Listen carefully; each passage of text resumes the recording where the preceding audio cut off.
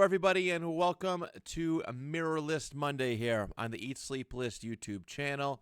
My name is Matt Johnson, your host, and today I'm going to be talking about utilizing literature to help us grow as people, to help us move on with our lives, and help us be the best version of ourselves. That's right, we are talking self-help books. Let's make a list.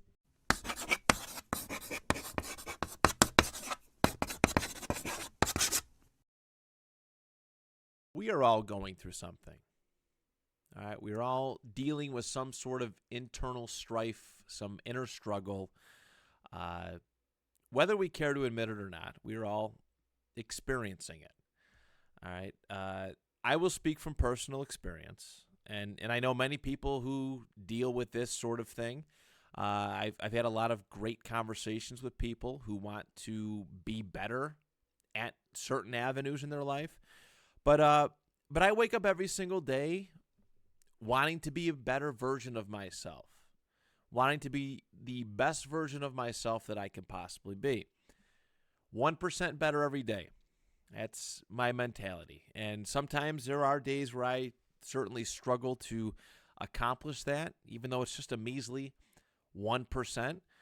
But, every day I wake up, I want to be a better dad that day than I was the previous day.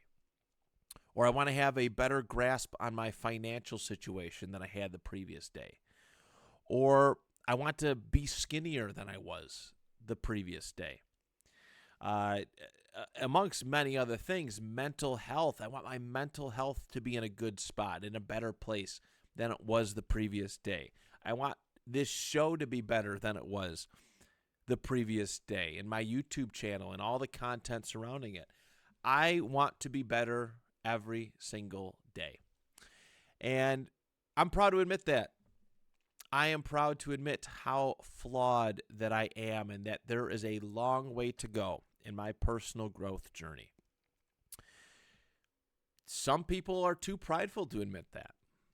Some people's egos too massive to admit that there is something going on, and those people stay the same. They just exist. They never grow as human beings. They are the same person from year to year, from decade to decade. I've met some people like that are just, it's like, oh man, there's so much potential here for you. But everybody is responsible for their own destiny. Strong people admit that there is an issue. All right? Strong people can openly admit that there is something that they want to improve on. All right? But the strongest people take action about it. I've met a lot of people who struggle with mental health issues, and they take no action on it. Their action is posting about it in a social media post. And that's it. That's what they get. That's all they're putting out. That's all the effort they're putting out. And this is not just like me guessing that's all they do. I know that they are not taking the necessary steps to have a better mental health outlook. I've always found that we have to find inspiration and motivation from other places, because it's hard to come by. Willpower and just the motivation to get going on something can be very difficult to come by, because change is scary. It's intimidating. And if change happens too quick, then we could be thrown for a loop. Okay? Society changes very, very slowly, leaning into new ideas and ideologies and just whole thought processes.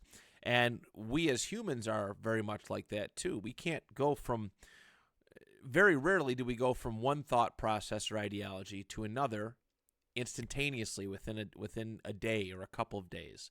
It's a slow churning of ideas and thought processes that change us from one thought process to another. And I hope that doesn't sound too confusing, because it makes sense in my own head. But we got to find motivation from somewhere.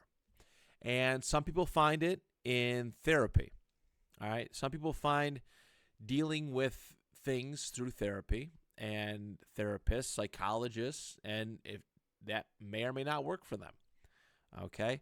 Some people find it listening to podcasts, listening to people talk to them through podcasts, or watching YouTube channels that offer mental health assistance or inspiration to grow and be better versions of themselves. Me personally, uh, I've had a little bit of all of that, but for me, the most helpful thing has always been books. Has always been diving into books, and that's something that I want to talk about with you all today. Because we did a book list, I think it was our second Fun List Friday episode.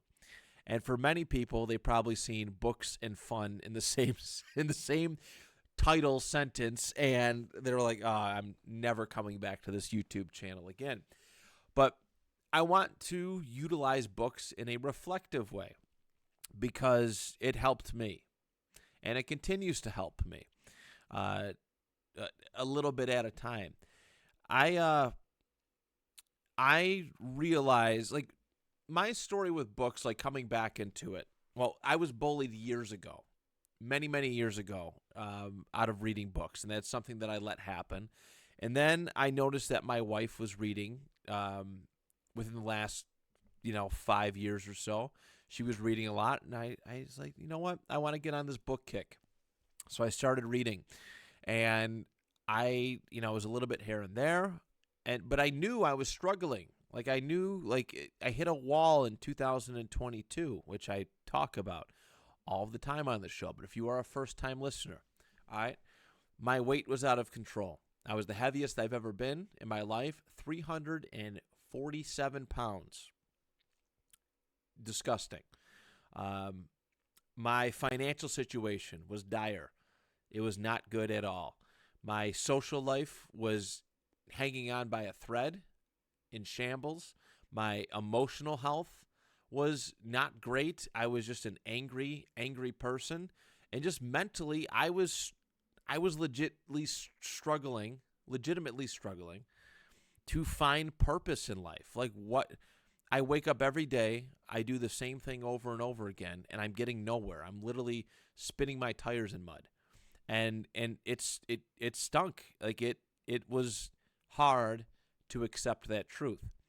So I get on this book kick, and my first inclination is to go and try some of these self-help books, to try and see what I can do. And I know through my experience that if I'm invested, like if I can get locked in reading a book, I will absorb information from it. I will absorb the lessons that it's trying to teach me. And I am grateful for everybody who suggested certain types of books to be better. All right, some of the books that I have on my top 10 list today were all suggestions from people. Hey, you should check this out. Hey, you should read this. Hey, you should read that. And it was life-changing, and it did me so much good. And I want to discuss that with you today. There are books for everybody out there. I think that's one of the coolest things. Whether we care to admit it or not. Like, some people just think reading is like this nerdy, dorky thing, and that once you're out of school, that's all you got to do. Like, that's it. You don't have to read another book for the rest of your life. But I don't know. I like I said, I was bullied out of reading. And then when I came back into it, it ended up being one of the best decisions of my life. But it's great because if you are focused, if you concentrate, if you go into reading a book to better yourself, and you get locked in, you will be a better person from it. All right? You will achieve those things. You will find the inspiration to do those things. But there's a whole mindset to it. You really have to focus, hone in, and absorb this information. Yeah, there's a lot of great books out there for every single struggle that you're dealing with, whether it's financials, whether it's health, whether it's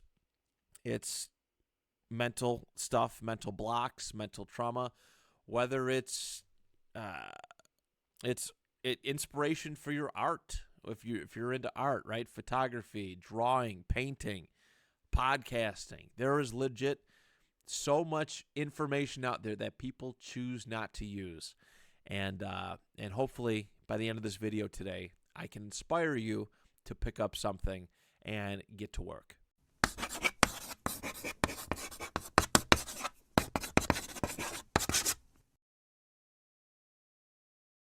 So my general rule of thumb when it comes to reading self-help books is don't overindulge on them. All right. We tend to, as human beings, overindulge in everything.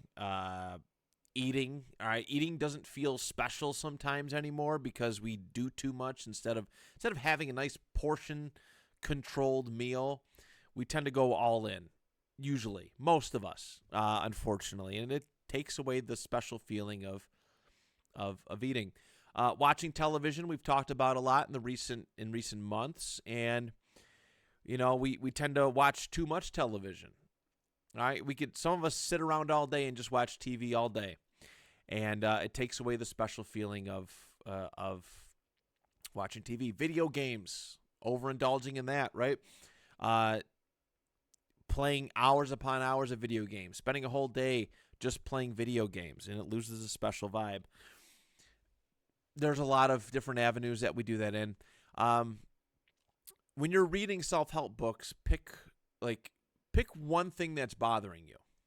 All right, pick one of the issues that you have, whether it could be a variety of things. So if you're dealing, for example, with financial issues, mental health issues, weight issues, and maybe something else.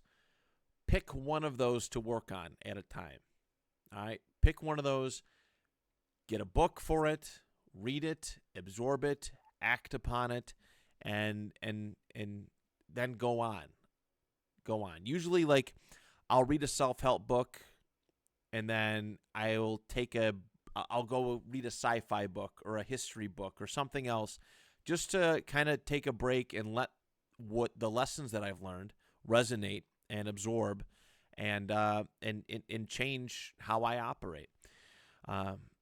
You can't do too much at one time. Can't do that with anything in life. All right. Quick example here. Cleaning, everybody's favorite chore. Your house is dirty. All right. Your living room is a mess. Your bedroom is got all sorts of issues. Your kitchen, the sink is full and the floor is dirty and the fridge needs to be cleaned out.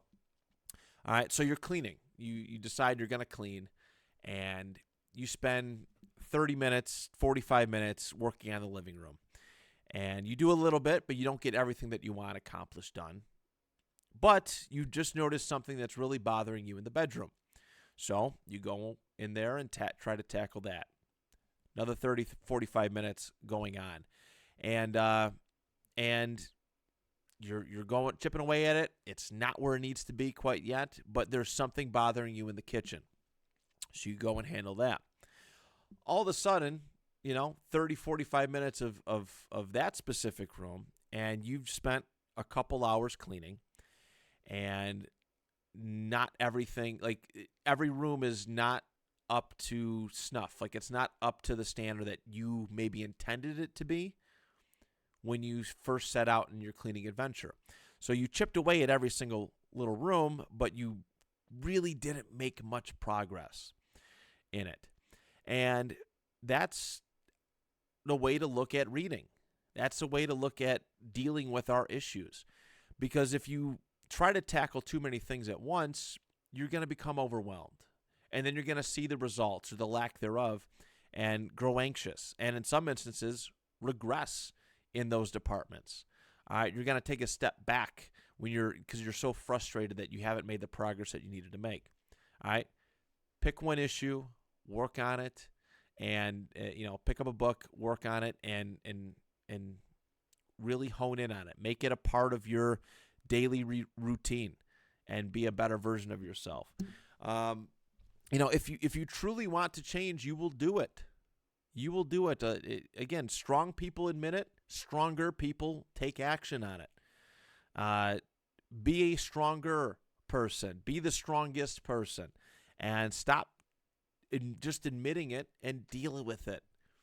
Deal with it. It is so, I love seeing people work on themselves. It is one of the coolest things watching people progress. Make individual changes to be a better version of themselves. Get locked in and accomplish something. It really is wonderful. And when you read a book, your just whole worldview is going to change. It's my vocabulary has changed with the books that I'm reading. I carry myself in a different way every time that I complete one of these books and really sink the information in and absorb it and let it play out. I feel like a much wiser human being because of it. And again, if you really want to do these things, just do it. Do it. I hope I can be the motivation for you to do it, but you got to find that within yourself. You got to find that within yourself. There is no better feeling than growing as a person and having people notice that, right? Notice how much you've changed in a positive light. I think that's one of the best compliments you can get is people acknowledging how much you have grown and how much you have changed and how much of a better person that you've become. It feels really good. I can assure you of that. So get locked in.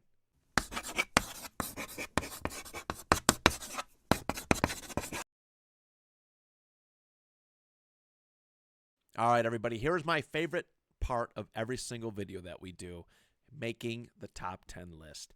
As I always suggest, every single video that we put out, please feel free to comment a book, 2 books, 3 books, 5 books, 10 books, however many you want to do that have helped you when it comes to self-growth, self-improvement. And even though I'm the one talking on video, I'm learning a lot from each and every single one of you when you suggest things, okay? It's really cool. There could be a book that I've not touched on, all right, that I've never read, and you put it in the comments, and I'm going to read that book more than likely. I'm going to give that a chance because I want to see the good things about it. So please, please, please do not hesitate. Feel free to comment along. Our email is always open if you don't want to put it out there on the YouTubes. eatsleeplistpod@gmail.com. You just got to go down the description a little bit to find it and send me an email. Let's connect and discuss self-help, self-growth, self-improvement, or any other list that we decide to talk about. Well, more so that I decide to talk about, and you happen to watch and follow along. All right, let's get to it. My number 10 favorite self-help book. This one was recommended to me by a wonderful friend, a former podcast co-host. I'm not going to discuss his full government name, obviously for the sake of privacy, but my good pal, Caddy. We had a lot of great times together podcasting, but in 2022, when I hit my rut, I posted something out there. I posted something on Facebook asking people for their best self-help book recommendations. And he sent me this one. It's called Journey to Ixtlan, and I'm sure I pronounced it wrong. But it's by a guy by the name of Carlos Castaneda. And this was one of the very first books that I read in my journey of becoming better with mental health. It was unique. It was different. But it was a cool story. It's been a couple years since I've read it, so forgive me if my mind isn't freshed up. But it dealt with a lot of philosophy, and it felt like it was partially like a way of teaching things through a well laid out story. But according to this, it's based on a true story. Carlos had these experiences with with a wise man. His name is, they call him Don Juan. And he was seeking out mind-altering herbs, so to speak, to help him grow as a human being. And what, every chapter, it felt like he was learning. Like he was learning philosophical, just ways to be better from a philosophy standpoint in every single chapter. And it was really cool because after a while I started to read like between the lines a little bit. I started to pick up and notice things that maybe weren't being said specifically in the book. But like I looked at, like, I started seeing the world a lot differently just through this. I started seeing, omens.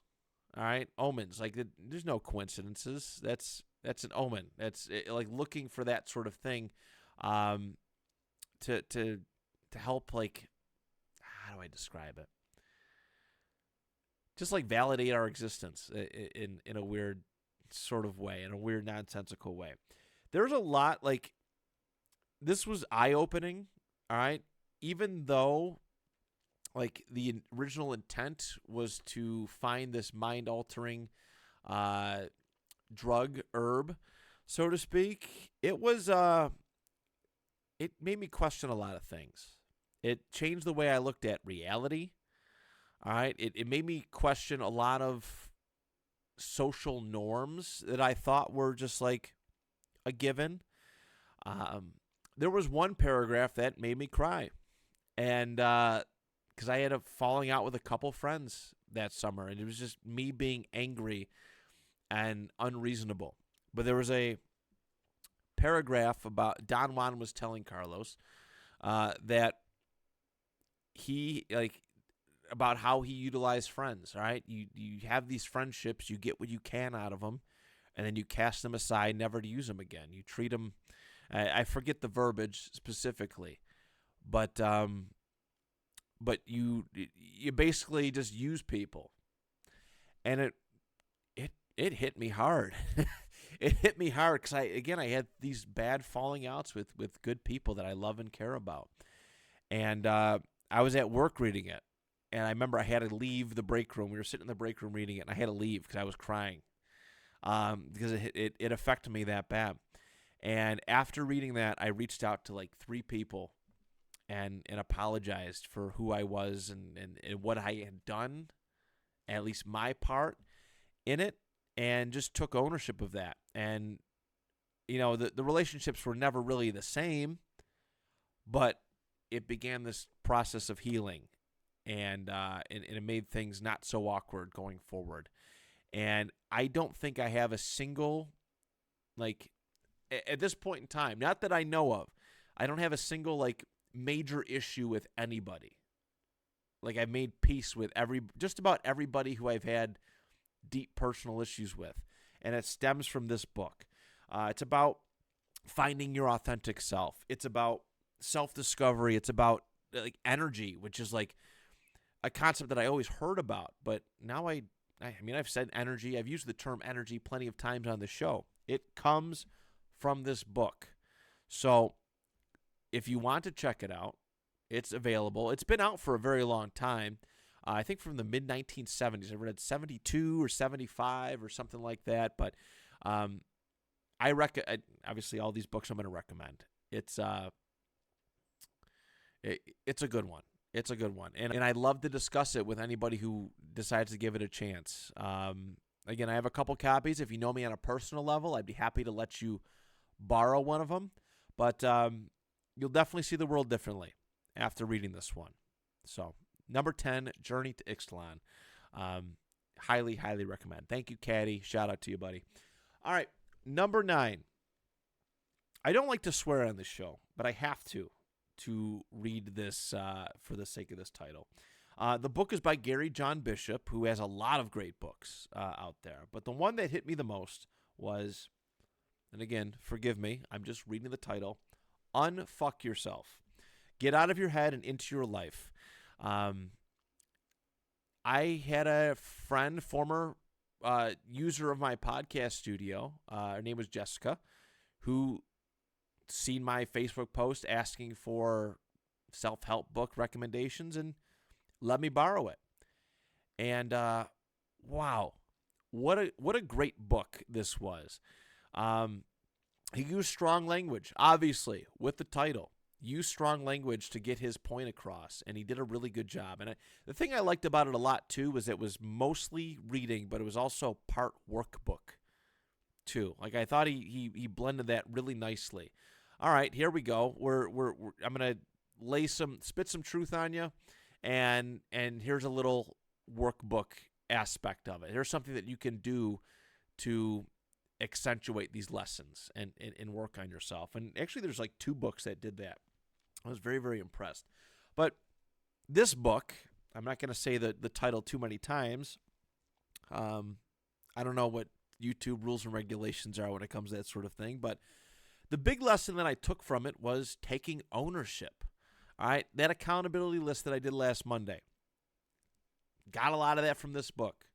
All right, this is another one of the first ones, one of the early ones that I read to help myself start taking the necessary steps to be a better person, taking ownership of what I was doing, how I was treating people, and my past, and there's so much growth came from it.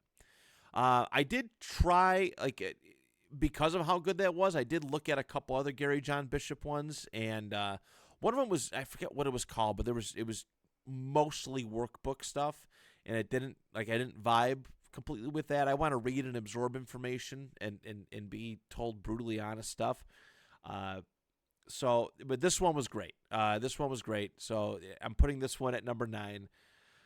Is the un-F yourself, get out of your head and into your life. You can find it anywhere. I've seen it at Target, at Barnes & Noble, like Walmart. It's everywhere. It's an easy find. It's got such a catchy title to it that it's just out there in the open. It's a popular book. Probably his best-selling one. I don't know that for sure, but that's my number 9. Number 8. This one is called The War of Art. Yes, I said that correctly. The War of Art.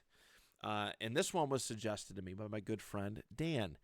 And Dan knew what I was going through. This was another early self-help book. And actually, this might have been the first one that got me started on my journey.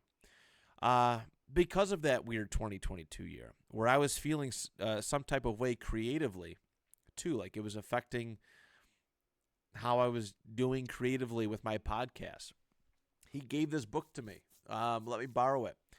And I read it, and I didn't know what to expect from it. But there was, not only did it help me creatively, but it helped me with life in general. The big takeaway from The War of Art is, oh, by the way, I should probably read the author too. Stephen Pressfield is the person who wrote it. My apologies. But it talked a lot about resistance.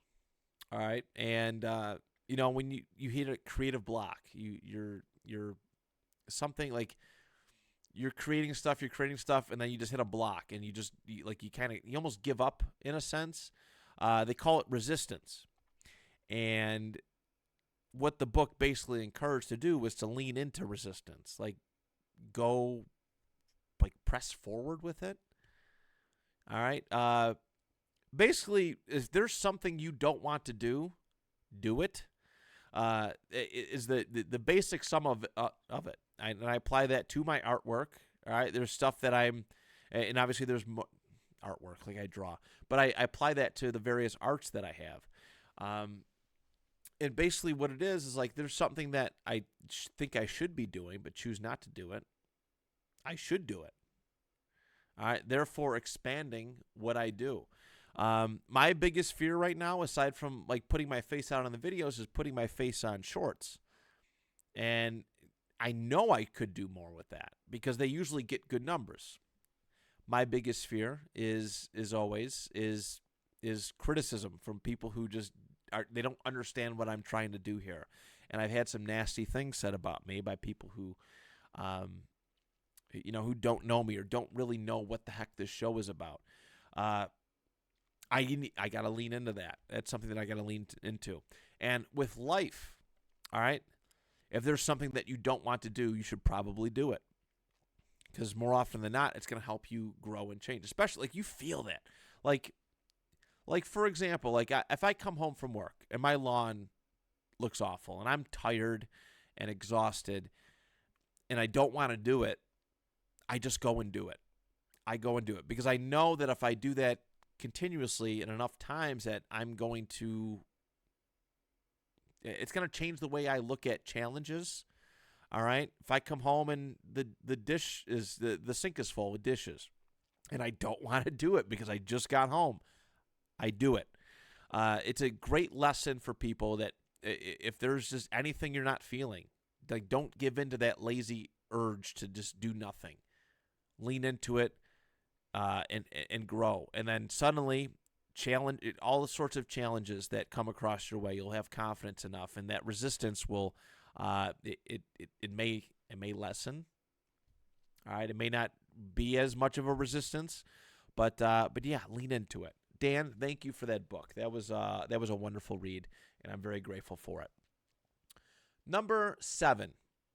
This one is one of 2 books that I have here from Ryan Holiday, and we're going to talk about them continuously. But the first one is called Courage is Calling, and I came across Ryan during my, when I first discovered or started to learn about Stoic philosophy. He's a really great teacher of it, and he has a YouTube channel. He does a great job with it. He called the Daily Stoic, and he does an email chain thing where he'll email you daily, like, reminders and advice and help with it. But he is actually a really good author, and he has a wonderful series of books. I have several of them, and 2 of them made my list.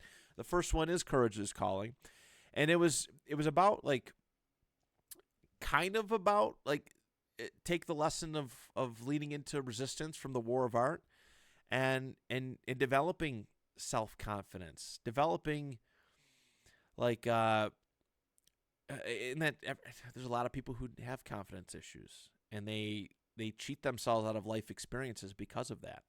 All right, like, looking danger, like, right in the eye. All right, just looking at it right in the eye, looking at resistance right in the eye, and just going after things.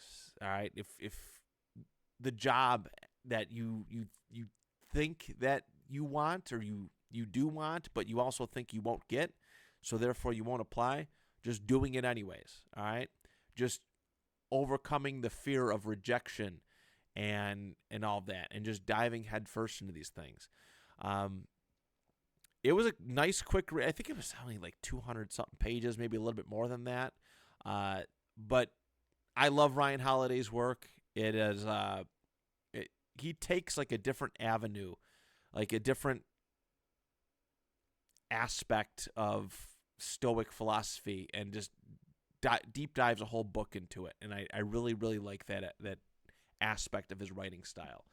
But yeah, just changing yourself, becoming more confident, becoming more courageous, and facing challenges head on. And I think we can all use that. I think we can all use that motivation. So Courage is Calling. That's my number 7. His other book that's on the list, Ego is the Enemy.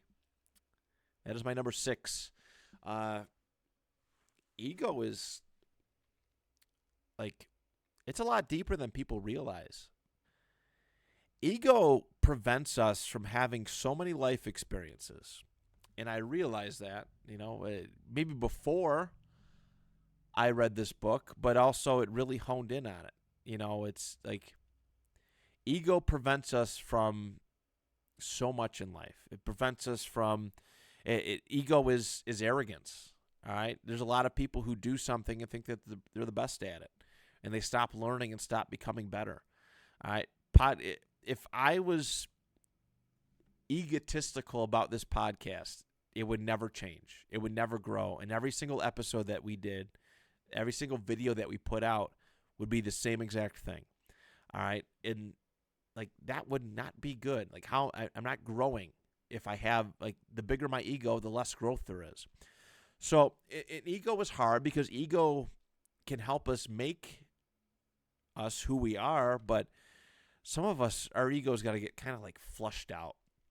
It really like it's like and start to embrace change and growth and so much more. And this book taught me that. Like this book, ego is, I think, one of my biggest issues as a whole is that I'm like, when it comes to change sometimes or accepting things that are beyond my control, I have a hard time doing that, and ego is behind it. Flushing out my ego is something that I'm trying to do frequently. All right, because it's harmful. Ego is quite harmful, and Ryan Holiday did a great job pushing like the thoughts behind it. Like he did a really good job attacking ego, and again, getting locked in, you start to see things differently. You start to see yourself in a different light, and I feel better because of it. Always more work to do, no doubt about it. But yeah, ego is the enemy. That's my number 6. All right, my number 5, first and foremost, but my next 2 books are both written by a Canadian psychologist by the name of Jordan Peterson. And Jordan gets a little bit of a pushback, a little bit controversial, but I like the cut of his jib, so to speak, and he's one heck of an author.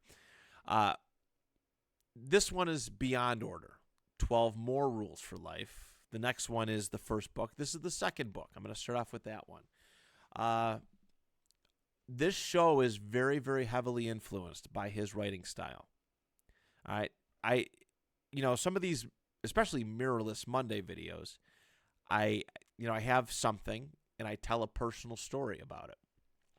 Sometimes I'm a little bit more open than maybe I should be, but it shows that, at least from my perspective, that it shows that I'm not just spewing bullshit out of my mouth.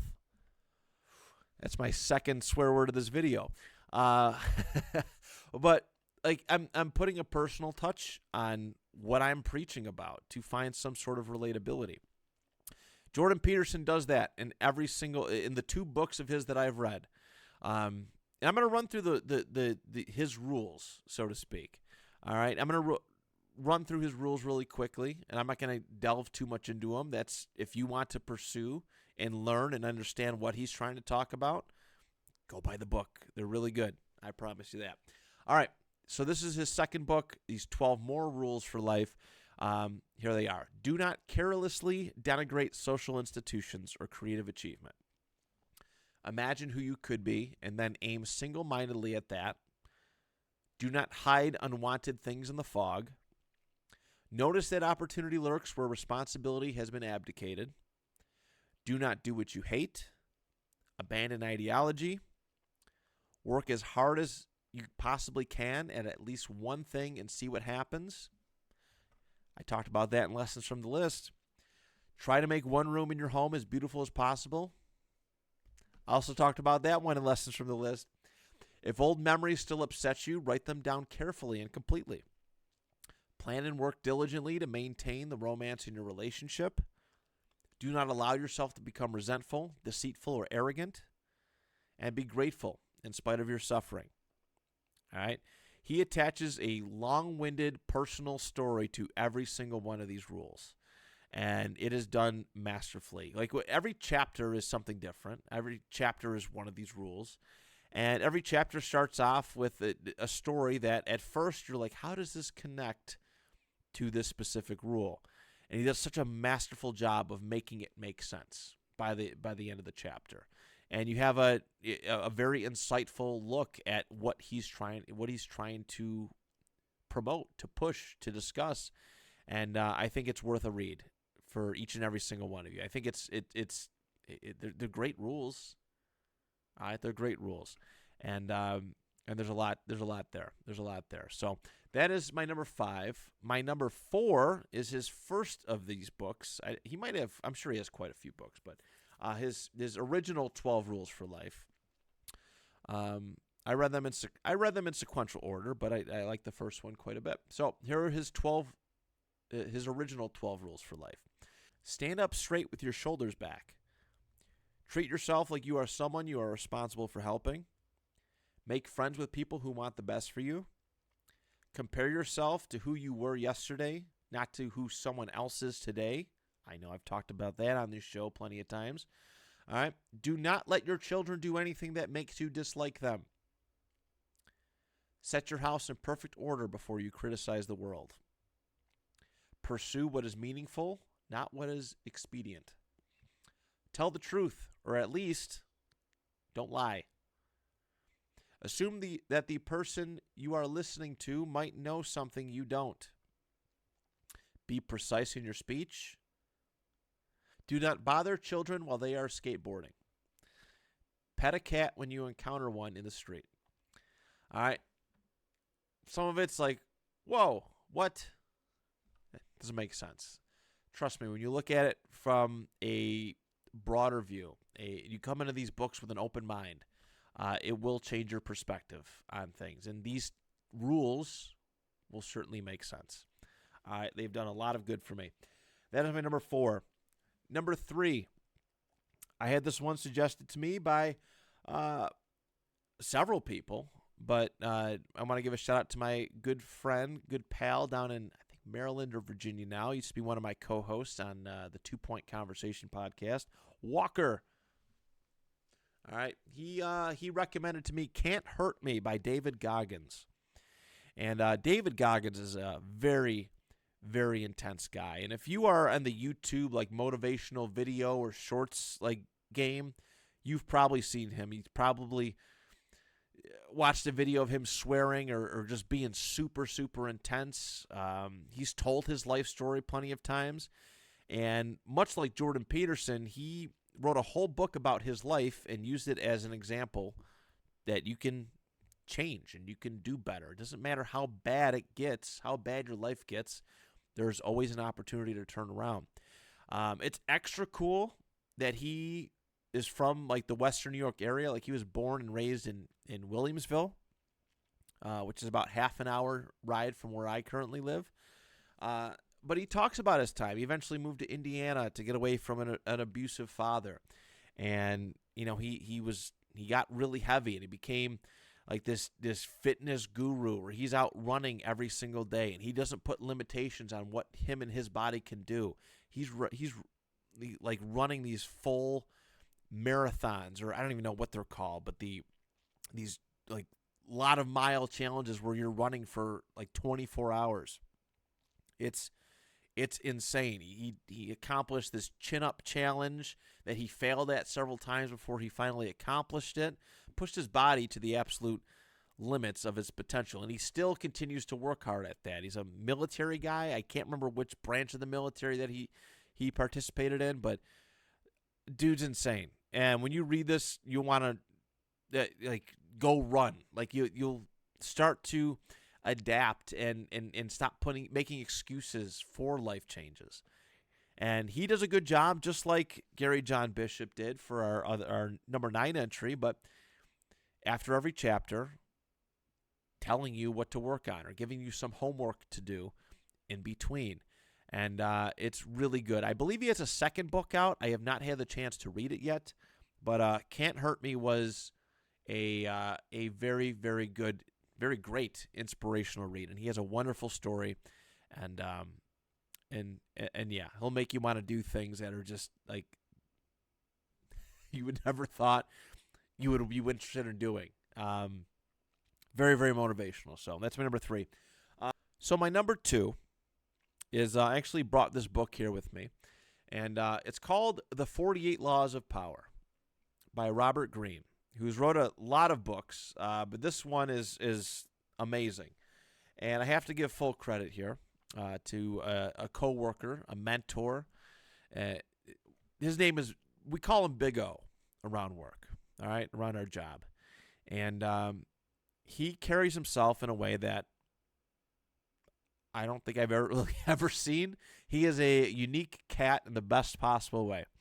And he suggested this book to me. All right, he's lived a he likes to say that life is like a movie. His life is like a movie, And he's right. He's had a lot of life experiences, good and bad, and it's not my place to share any of them. That's private to him, but he has talked to me about them and how it's affected his life, how it's changed his life for the better. And this dude hustles. His hustle game is unbelievable.